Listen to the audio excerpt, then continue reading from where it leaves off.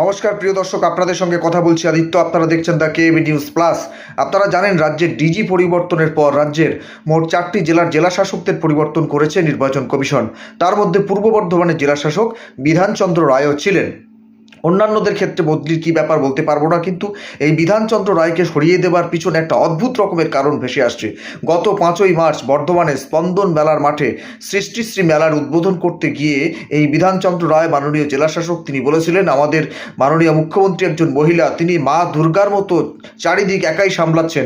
উপস্থিত মহিলাদের আবেদন জানিয়ে বলেছিলেন, আপনারাও মা দুর্গার মতো 10 হাতে সমস্ত কিছু করতে পারেন। এই রকম বলার জন্যই কি তাকে সরিয়ে দেওয়া হলো? আপনারা জানেন, বিধানচন্দ্র রায় একজন WBCS ক্যাডার, অর্থাৎ তার যে কন্ট্রোলিং অথরিটি সেটা এই রাজ্যেরই সরকার। সুতরাং যে ইলেকশন কমিশন তার নিয়ম অনুসারেও রাজ্যের ক্যাডারদের নির্বাচনের আগে সরিয়ে দেওয়া হয়, এটাই দস্তুর। কিন্তু তার পিছনে কি বেশি করে কাজ করলো মুখ্যমন্ত্রীকে ওই মা দুর্গা বলাটা?